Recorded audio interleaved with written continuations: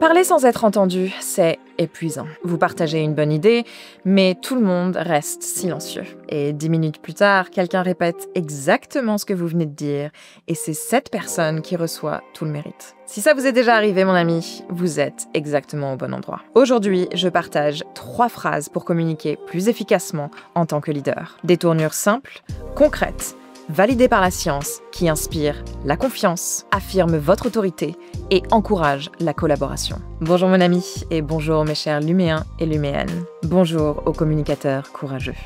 Et bienvenue sur ma chaîne. Et si c'est la première fois que vous êtes ici, enchantée. Je suis Laetitia, comédienne et coach en communication et en prise de parole en public. J'ai accompagné des dirigeants et dirigeantes de haut niveau chez Microsoft, dans les plus grandes banques suisses et dans bien d'autres grandes entreprises, pour élever leurs compétences de communication au plus haut niveau d'exigence. Et je suis là pour vous aider à retrouver votre clarté, votre présence et votre puissance, à travers une communication courageuse, claire et bienveillante, une conversation à la fois. J'ai grandi entre plusieurs cultures et langues, la France, l'Espagne, les Pays-Bas, l'Angleterre, en me sentant souvent incomprise. Ce qui a changé ma vie, c'est pas apprendre à parler plus fort ou apprendre plus de vocabulaire dans chacune des langues, mais apprendre à parler de manière à ce qu'on m'écoute. La communication en leadership, c'est pas une affaire de domination. Enfin, ça devrait pas l'être. Je sais, aujourd'hui, on a parfois du mal à le croire. Mais non, c'est pas vrai. Je pense vraiment que le vrai leadership n'est pas à propos de la domination. Parce que la domination, c'est une illusion de force. C'est écraser les autres pour se sentir grand. Et ça, c'est pas ce que j'appelle du leadership. Le vrai leadership, c'est faire grandir les autres. C'est les élever à notre niveau, les faire briller, leur donner envie d'avancer avec nous, à nos côtés. La vraie communication de leader, c'est la connexion. Le neuroscientifique social Matthew Lieberman, dont j'ai déjà parlé, explique que notre cerveau est littéralement programmé pour le lien social. La connexion est aussi fondamentale que la nourriture ou un toit au-dessus de nos têtes. Et ça, c'est dans son livre Social, Why Our Brains Are Wired to Connect, publié en 2013, pour ceux qui demandent régulièrement les références littéraires de mes vidéos. Il montre dans ce livre que si les gens ne se sentent pas vus ou en sécurité, ils ne vous suivront pas, même si vous avez raison sur le fond. Et quand le désaccord arrive, parce que oui, il arrive tout le temps et vous avez absolument raison de le demander, je vais vous citer ici les recherches de la professeure Amy Edmondson à Harvard, qui a introduit la notion de sécurité psychologique à la fin des années 1990, après avoir étudié des équipes hospitalières et industrielles. Au départ, ces données montraient un schéma assez surprenant, finalement. Les meilleures équipes signalaient plus d'erreurs que les autres. Mais en creusant, elle a compris que ces équipes en question ne faisaient en fait pas plus d'erreurs. Elles se sentaient tout simplement assez en sécurité pour en parler. Cette découverte est devenue le socle de la sécurité psychologique, plus tard popularisée dans son livre The Fearless Organization, apparu en 2019 pour mes petites souris de bibliothèque. Et la conclusion est claire. Les équipes innovent et performent mieux quand leurs membres peuvent demander de l'aide, admettre leurs doutes, et oui, être en désaccord sans peur. Alors, vous allez me dire, très bien, mais quel est le lien avec la suite? Eh bien mon ami, vous venez de le deviner. Je viens en fait de vous donner la structure de cette vidéo. Aujourd'hui, on va voir ensemble 3 phrases pour communiquer plus efficacement en tant que leader, qui développent 1. La connexion, 2. L'influence, et 3. La confiance. Ah, maintenant vous voyez où je voulais en venir. Allez, c'est parti. Phrase numéro 1, une validation qui prend l'espace. La phrase « J'aime ce que vous avez dit à propos de ». Voici quand l'utiliser. Quand vous voulez participer mais que votre esprit se vide, quand vous devez entrer dans une conversation rapide sans écraser les autres, et quand vous voulez reconnaître la réflexion de quelqu'un avant d'ajouter votre point de vue. En d'autres termes, cette phrase est votre pont vers la conversation, surtout quand votre cerveau se fige ou que la discussion va trop vite. Elle vous aide à vous ancrer avant de parler, tout en montrant aux autres que vous avez réellement écouté ce qui vient d'être dit. Imagine, vous êtes en pleine réunion, les idées fusent dans tous les sens et le temps que vous trouviez vos mots, 3 personnes ont déjà pris la parole. Au lieu de forcer votre idée ou de rester silencieux et silencieuse, vous dites simplement « J'aime ce que vous avez dit à propos de l'alignement entre le marketing et les ventes » et pause. Et voilà. Vous venez d'entrer dans le dialogue avec élégance et les autres attendent que vous continuiez. Vous venez de reprendre votre espace. Vous avez pris votre place sans voler celle des autres. Et c'est ça que j'appelle la communication de leader. Le laboratoire de Matthew Lieberman à UCLA a utilisé l'imagerie cérébrale pour étudier ce qui se passe quand une personne se sent exclue ou ignorée, comparé à quand elle se sent incluse et valorisée. Dans l'une de ces expériences les plus citées, les participants jouaient à un simple jeu virtuel de lancer de balles, appelé Cyberball. Au début, tout le monde était inclus. Mais à mi-parcours, les autres joueurs arrêtaient de lancer la balle aux participants. En quelques secondes, les scanners cérébraux ont montré une activité accrue dans le cortex singulaire antérieur dorsal de la personne, la même zone qui enregistre la douleur physique. Et quand les participants étaient réintégrés dans le jeu, cette activité douloureuse chutait et remplacée par une activité du cortex préfrontal ventromédian associée au sentiment de récompense, de sécurité et de réconfort. La conclusion de Lieberman était évidente. Le rejet social fait aussi mal qu'une vraie douleur physique. Et l'inclusion sociale, elle, guérit, comme une sensation de sécurité et de bien-être. C'est pourquoi cette phrase « J'aime ce que vous avez dit à propos de » est si puissante dans la communication de leadership. Elle active ce sentiment d'appartenance à un niveau neurologique. Vous dites, en filigrane, je vous vois, vous comptez pour moi, votre voix a de la valeur. Et en retour, la défensivité de vos interlocuteurs baisse, leur confiance monte et la conversation s'ouvre. La validation, c'est pas de la flatterie, c'est un pont entre la résistance et la collaboration. Elle libère la parole, les idées et l'intelligence collective. Après avoir utilisé cette phrase, vous pouvez même la prolonger de deux manières différentes. Première option, accord plus valeur ajoutée. Ça donnerait quelque chose comme ça. J'aime ce que vous avez dit à propos du feedback en temps réel, surtout pour les nouveaux comptes pendant leurs 30 premiers jours. Vous voyez ? Vous mettez l'accent sur un point précis, ça montre à la personne que vous avez vraiment écouté ce qu'elle a dit attentivement, et ça active littéralement ses capteurs de récompense dans le cerveau. Cette personne va se sentir valorisée, comprise, reconnue, et en effet boomerang, elle se sent bien avec vous, parce que c'est vous qui l'avez fait se sentir bien. C'est gagnant-gagnant. Deuxième option, le pivot. Ici, on garde la même structure, mais on élargit la discussion. Par exemple, j'aime ce que tu as dit à propos du feedback en temps réel, et je suis curieuse d'en savoir plus. Comment, de ton point de vue, on pourrait protéger la charge de travail de l'équipe ? Cette approche produit le même effet que la précédente. Elle renforce la connexion, mais en plus, elle met l'autre en lumière de façon bienveillante. Et c'est exactement ce que font les grands leaders. Ils font briller les autres, à leur côté, pas en dessous, ensemble, côte à côte. Alors, voici un petit défi pour vous. Choisissez une réunion à laquelle vous participez aujourd'hui ou dans la semaine. Utilisez cette phrase une seule fois. J'aime ce que vous avez dit à propos de, et répondez. Et observez les réactions, les visages qui s'adoucissent, les regards qui se tournent vers vous. Ça, c'est de la connexion et de la présence. Et surtout, revenez nous dire en commentaire comment ça s'est passé. Phrase numéro 2, l'empathie assertive dans le désaccord. La phrase est la suivante. J'aimerais suggérer que. Voici quand l'utiliser. Quand vous n'êtes pas d'accord, mais que vous ne voulez pas déclencher la défensive chez votre interlocuteur. Quand vous devez introduire une contrainte, un risque ou bien un autre point de vue. Cette phrase est votre outil pour naviguer le désaccord avec élégance et c'est très utile. Elle vous permet d'apporter une perspective différente sans créer de tension ni de résistance. Imaginez la scène. Vous êtes en réunion et un collègue propose d'ouvrir un nouveau marché. Vous avez des réserves sur ce sujet. Sur le budget, le calendrier, les ressources, peu importe. Mais vous voulez pas casser l'idée, parce que c'est pas ce qu'on fait ici. Nous, on descend pas les autres. Dans ce cas, vous pouvez tout simplement dire « J'aimerais suggérer que, avant de s'étendre, on prenne le temps de renforcer nos opérations actuelles. » En une phrase, vous avez ajouté une contrainte, proposé un nouvel angle et gardé l'ambiance collaborative. Vous n'avez pas opposé, vous avez contribué. Et c'est exactement ce que font les grands leaders. Ils redéploient l'énergie d'une conversation au lieu de la bloquer. Cette phrase s'appuie sur des décennies de recherche sur la négociation et la communication efficace en équipe. William Ury, cofondateur de Harvard Negotiation Project, a passé des années à étudier des négociations à fort enjeu, qu'il s'agisse de conflits diplomatiques ou des litiges d'entreprise. Avec Roger Fisher et Bruce Patton, il a résumé leur découverte dans le livre Getting to Yes, publié en 2012, pour ceux qui prennent des notes. Leur conclusion a changé la manière de penser le désaccord. Les négociateurs les plus performants ne cherchaient pas à gagner les arguments. Ils apprenaient à séparer la personne du problème, à reformuler leurs intérêts clairement et à inviter des options collaboratives plutôt qu'à défendre des positions rigides. Et on retrouve exactement la même logique dans les travaux d'Amy Edmondson de Harvard, celle dont je vous ai parlé au début de cette vidéo. Ces études ont montré que les équipes les plus performantes ne sont pas celles avec le moins de conflits, mais celles où les membres se sentent en sécurité pour exprimer un désaccord ou remettre une idée en question sans crainte de représailles. Alors, quand vous dites « j'aimerais suggérer que » ou dans une variante « j'aimerais proposer que » ou encore « j'aimerais offrir une alternative », si vous ne voulez pas toujours utiliser la même phrase, je comprends. Ici,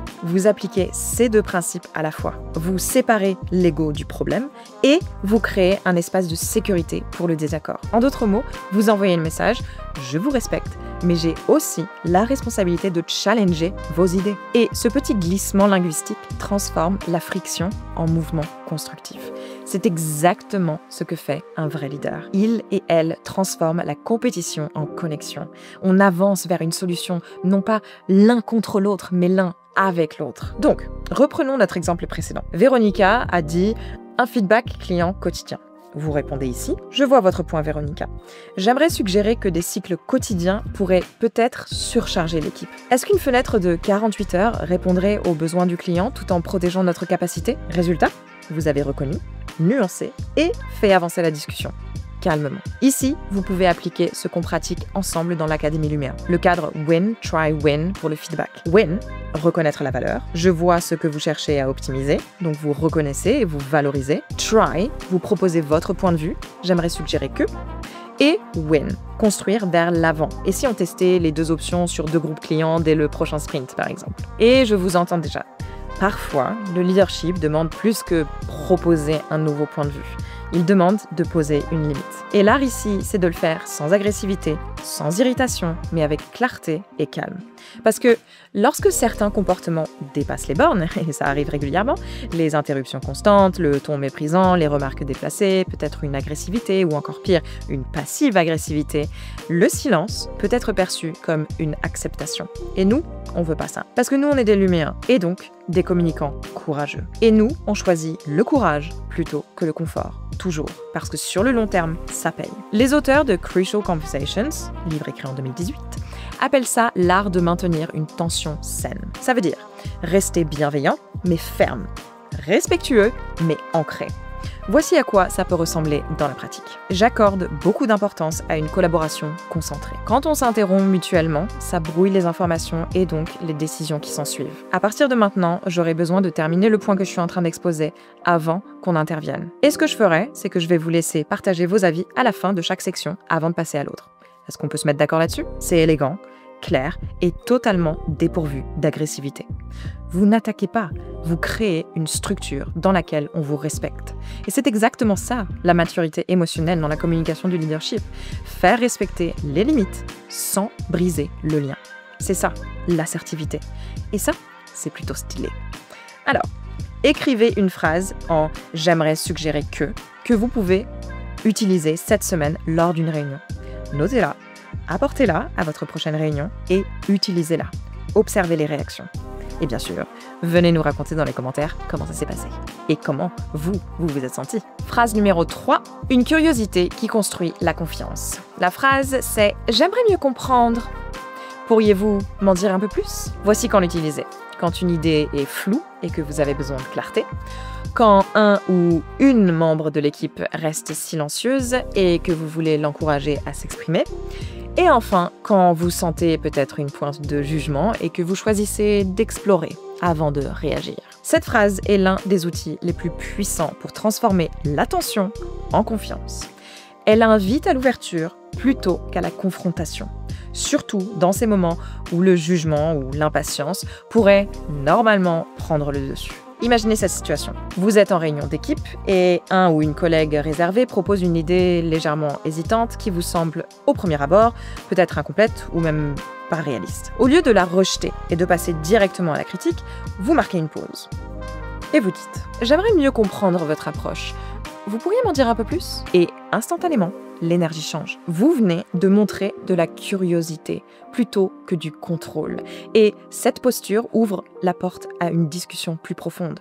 Souvent, c'est à ce moment-là que l'or émerge. La nuance, le raisonnement, une graine d'idées créatives qui auraient pu passer inaperçues. Les grands leaders ne se précipitent pas pour évaluer. Ils cherchent d'abord à comprendre. Ils tendent des ponts pour rencontrer l'autre à mi-chemin. Ils font sentir aux gens qu'ils sont écoutés et valorisés. Pourquoi cette phrase fonctionne-t-elle avec autant de puissance? Parce que la curiosité n'est pas une compétence douce, comme disent les Anglais avec le soft skill. C'est une forme de courage. Comme l'écrit Brené Brown dans Dare to Lead, choisir la curiosité plutôt que le jugement, c'est accepter de rester un instant dans l'inconfort, de ne pas savoir, au lieu de vouloir tout contrôler ou critiquer trop vite. C'est un acte d'humilité.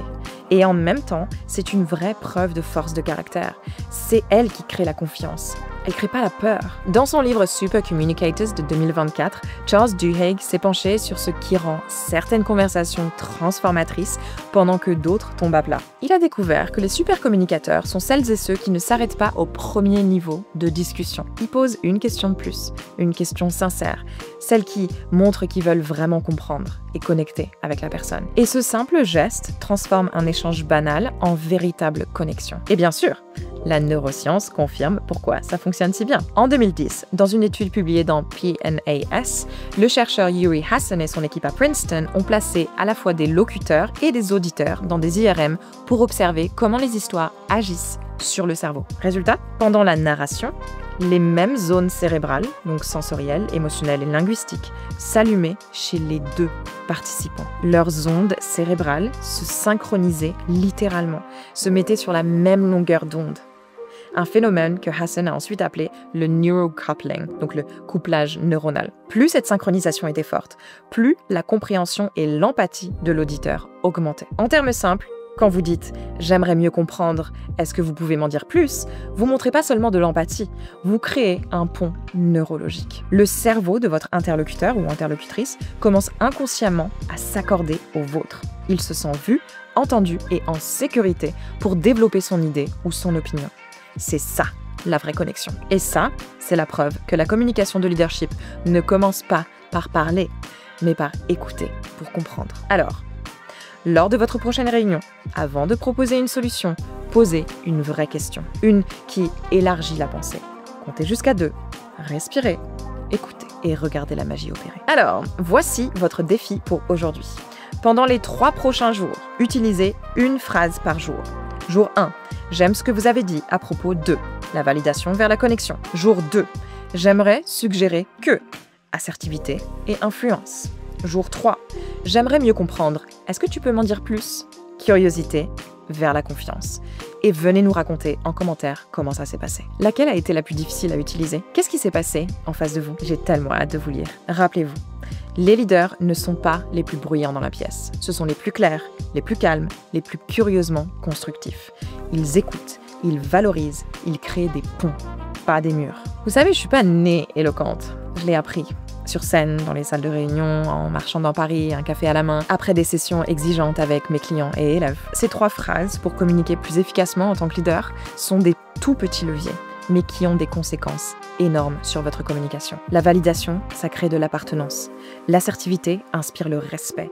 Et la curiosité instaure la sécurité. Et si vous sentez qu'une simple vidéo ne vous suffit plus et que vous voulez passer au niveau supérieur, si vous êtes prête à aller plus loin, à pratiquer ces outils, à être accompagné dans votre progression, entouré d'autres professionnels ambitieux, dynamiques et bienveillants qui veulent grandir comme vous et devenir des communicateurs d'excellence, alors rejoignez-nous au sein de l'Académie Luméa. L'Académie Luméa, c'est notre communauté de Luméens en ligne. Un espace sûr et inspirant où on s'entraîne ensemble à la clarté, à l'empathie et à la communication courageuse et stratégique, où on partage nos difficultés et on célèbre ensemble nos victoires. Un espace qui est conçu pour nous rapprocher, pas à pas, du communicant d'excellence que je sais que vous pouvez devenir. J'y suis présente chaque jour.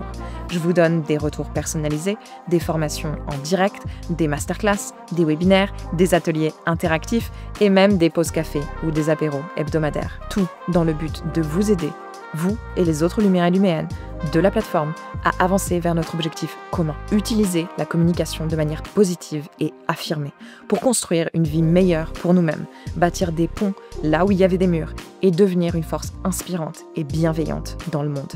Et Dieu sait que le monde en a besoin aujourd'hui. Vous trouverez le lien juste en dessous de la vidéo, dans la description. Et si cette vidéo vous a parlé, si vous avez appris ne serait-ce qu'une toute petite chose, likez, abonnez-vous à la chaîne et partagez cette vidéo avec quelqu'un qui, lui ou elle aussi, est prête à retrouver sa voix et reprendre sa place. Rejoignez-nous et commencez ce beau voyage à nos côtés. D'invisible à influent, d'inaudible à inoubliable, du silence au super orateur. Si vous nous rejoignez, génial, j'ai hâte de vous retrouver au sein de l'Académie. Mais si vous ne le faites pas aujourd'hui, essayez simplement les 3 phrases de cette vidéo cette semaine, mes chers Luméens et Luméennes, et dites-nous en commentaire laquelle a transformé votre prochaine réunion. Et si vous êtes prêts à continuer à apprendre à mes côtés sur YouTube, regardez la vidéo qui s'affiche maintenant à l'écran et renforcez votre assertivité en tant que communicant et communicante courageux. Soyez bienveillants les amis. Choisissez le courage plutôt que le confort. Et rappelez-vous, la communication, c'est de la connexion. On se retrouve dans la prochaine vidéo les amis. Prenez soin de vous, suivez votre passion, mais surtout, exprimez-vous. Ciao ciao.